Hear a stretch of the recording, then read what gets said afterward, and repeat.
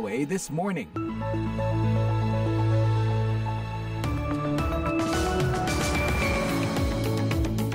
Ya, selamat pagi para pendengar. Inilah VOA This Morning di hari Kamis 2 Januari 2025.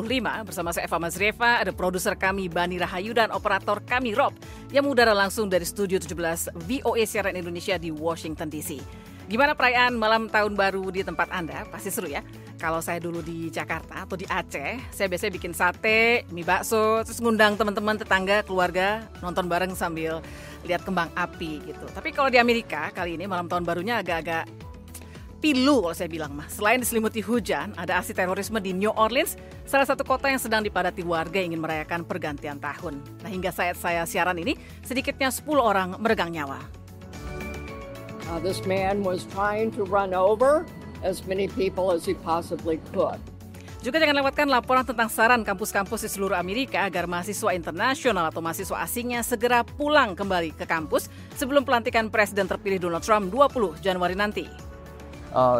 Telling us to come back to the U.S. before the 20th January, which is Inauguration Day.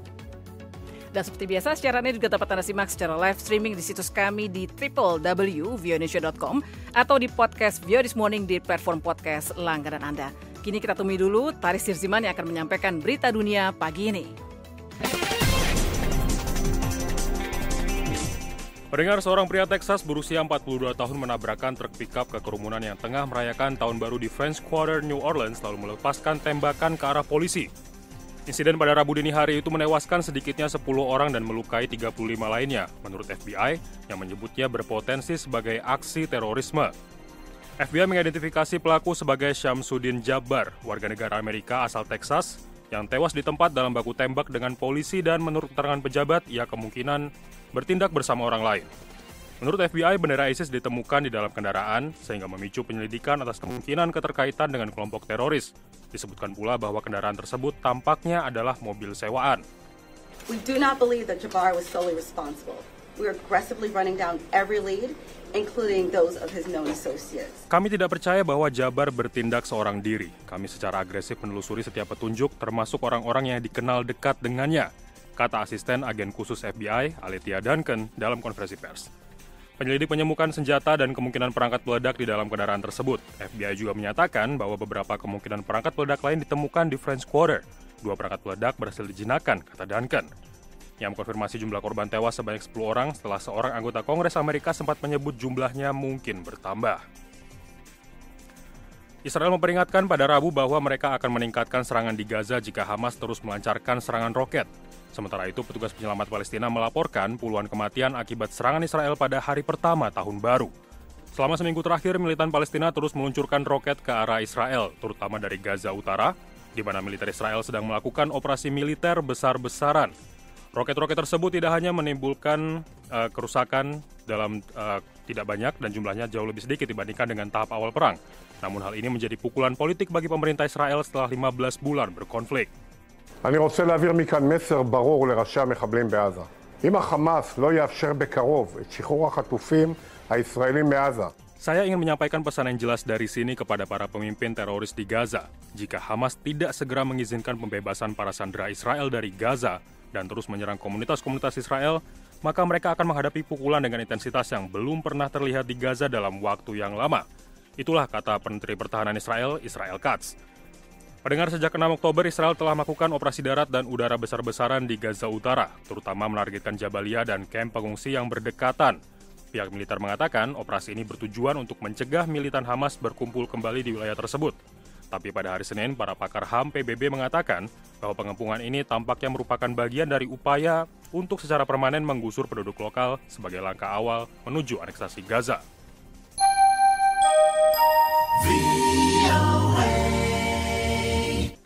Pendengar, kita beralih ke Eropa. Rusia melancarkan serangan drone pada hari tahun baru di ibu kota Ukraina, Kiev, Rabu dini hari, menewaskan sedikitnya 2 orang, melukai sedikitnya 6 lainnya, dan merusak bangunan di 2 distrik, menurut otoritas tempat.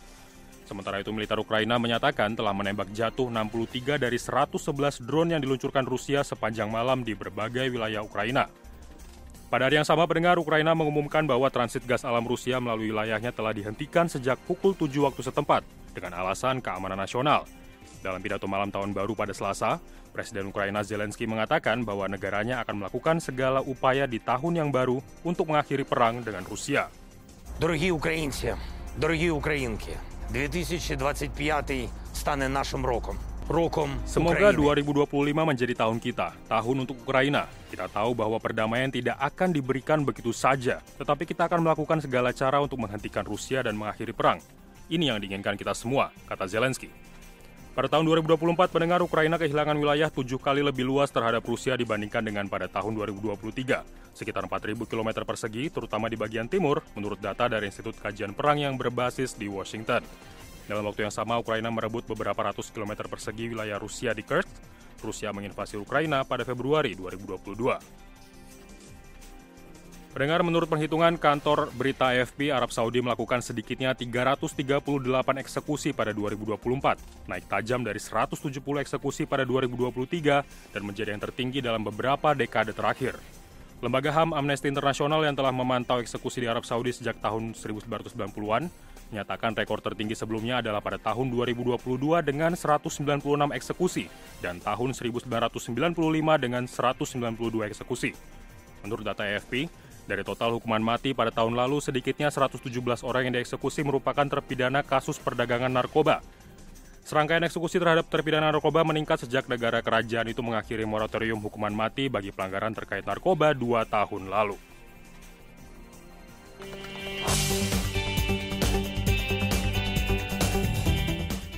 Dan kini kita langsung ke berita utama hari ini. Seorang pengemudi truk menabrakkan kendaraannya dalam kecepatan tinggi karena kerumunan warga New Orleans yang sedang merayakan malam tahun baru di salah satu sudut kota.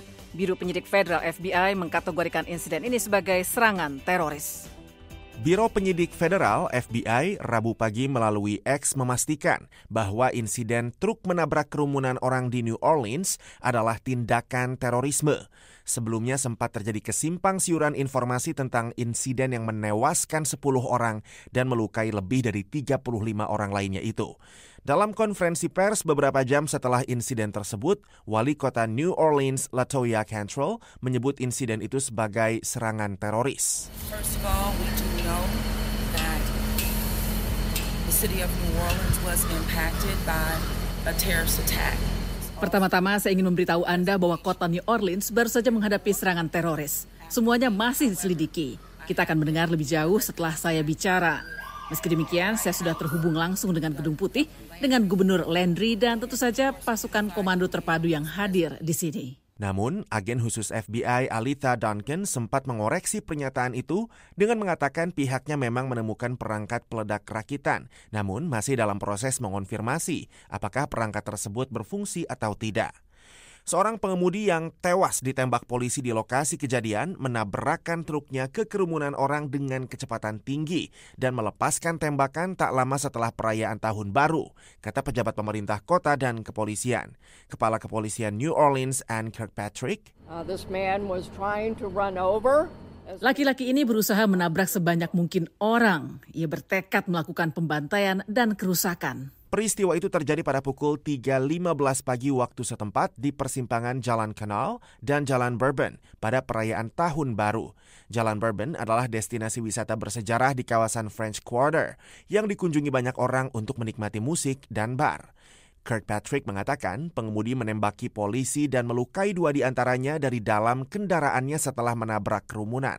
Kedua polisi tersebut dalam kondisi stabil, tambahnya.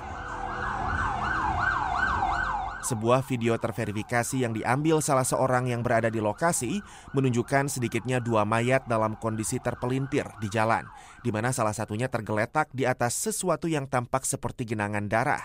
Para korban luka telah dilarikan ke setidaknya 5 rumah sakit berbeda, menurut Nola Reddy, Departemen Kesiapsiagaan Darurat Kota New Orleans.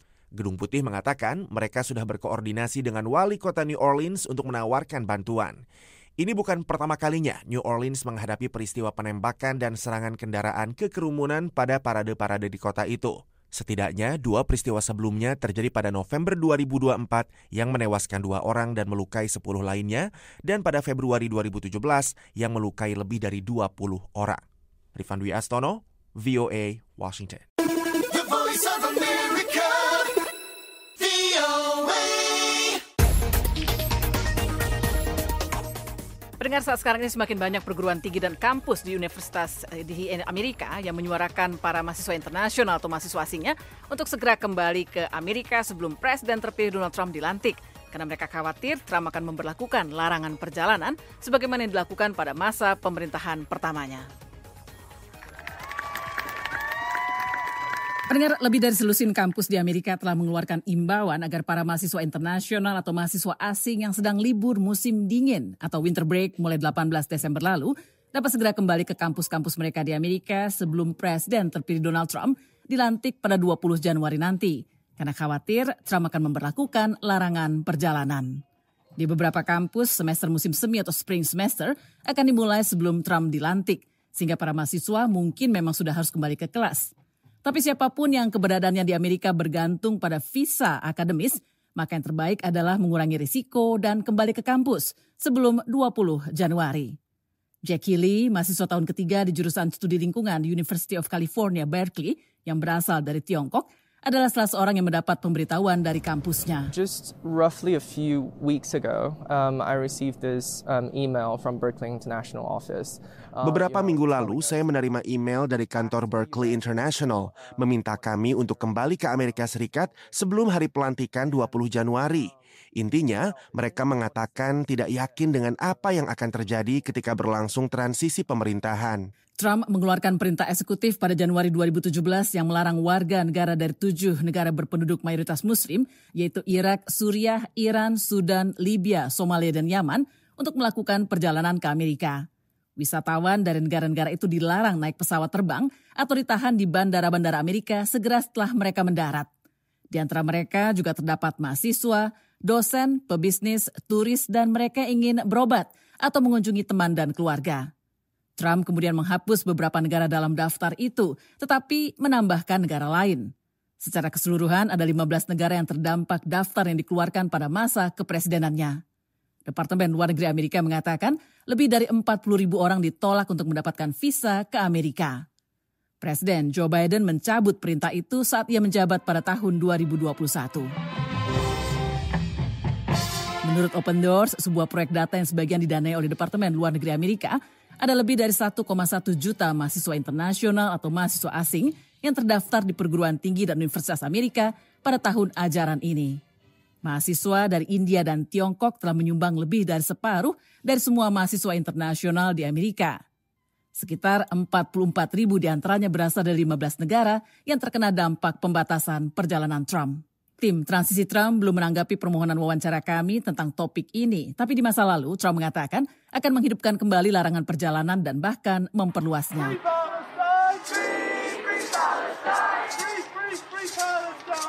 Trump juga menjanjikan penyaringan ideologis baru untuk warga negara non-Amerika untuk mencegah, dalam tanda petik, orang gila, para pembenci Amerika, orang yang fanatik dan maniak yang berbahaya masuk ke Amerika, ujar Trump. Trump juga berjanji untuk mencabut visa pelajar bagi orang asing radikal anti-Amerika dan anti-Yahudi di perguruan tinggi dan Universitas Amerika sebagai tanggapan atas meluasnya aksi demonstrasi pro-Palestina di kampus-kampus Amerika terkait serangan pembalasan Israel ke jalur Gaza sejak 7 Oktober 2023 lalu. Saya Eva Masreva, VOA, Washington. Mpox atau cacar monyet dinyatakan sebagai darurat global pada tahun 2024 dan merosotnya tingkat vaksinasi menyebabkan lonjakan kasus campak di Eropa. Tapi pada tahun 2024 juga terjadi terobosan medis yang membuat seseorang bocah perempuan yang tunarunggu dapat mendengar. Apa saja tantangan dan terobosan medis sepanjang 2024 dan gimana nih di tahun 2025? Kita simak laporan Utami Husin. Organisasi Kesehatan Dunia WHO pada tahun 2024 menetapkan wabah Mpox di Kongo dan tempat lain di Afrika sebagai darurat global. Tahun lalu, kasus Mpox dilaporkan di 80 negara, 19 diantaranya di Afrika, menurut data per 31 Oktober.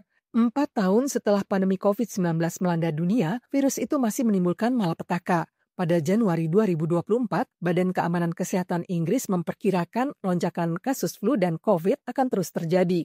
Pada Februari, WHO memperingatkan ada kenaikan 30 kali lipat kasus campak di Eropa. Orang tua didesak agar memvaksinasi anak mereka.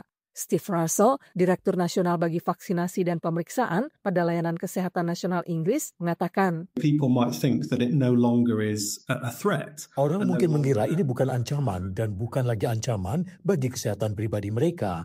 Tetapi karena ini begitu menular, kita perlu mempertahankan tingkat vaksinasi yang benar-benar tinggi di seluruh komunitas. Sementara itu, analisis global dari jurnal kesehatan Lancet mendapati lebih dari 1 miliar orang kini mengalami obesitas. Profesor Majid Izzati dari Imperial College London dan penulis senior analisis mengenai obesitas itu mengatakan, Nearly 1 in 8 people in the world, 1 billion people. Hampir 1 dari 8 orang di dunia, 1 miliar orang di atas usia 5 tahun mengalami obesitas. Ancaman lain terhadap kesehatan datang dalam bentuk panas. Laporan dari 120 lebih pakar global mengatakan bahwa ancaman kesehatan terkait dengan perubahan iklim telah mencapai tingkat yang memecahkan rekor. Dr. Marina Romanello, Direktur Eksekutif Lancet Countdown di University College London mengatakan, Climate change is a fundamental health issue. Perubahan iklim merupakan isu kesehatan mendasar. Ini memengaruhi fondasi kesehatan yang baik, kesejahteraan, dan penghidupan yang sehat. Sementara itu, riset yang diterbitkan tahun lalu di Lancet Neurology mendapati stroke adalah salah satu penyebab terbesar kesehatan yang buruk di seluruh dunia. Para peneliti di University of Washington dan mitra internasional mereka mengatakan masalah neurologis kini memengaruhi 3,4 miliar orang. Tahun 2024 juga melihat ada beberapa perkembangan medis yang menjanjikan. Opal Sandy, bocah perempuan di Inggris yang lahir dengan tingkat ketulian parah, kini mampu mendengar lagi setelah menjalani terapi eksperimental untuk mengganti gen yang cacat. Harapan baru bagi operasi kardiovaskular muncul seiring dengan kecanggihan teknologi. Para peneliti mengembangkan teknologi pencitraan yang belum pernah ada sebelumnya yang mampu menangkap visualisasi 3 dimensi jantung secara rinci. Demikian info kali ini, Utami Husin, VOA Washington.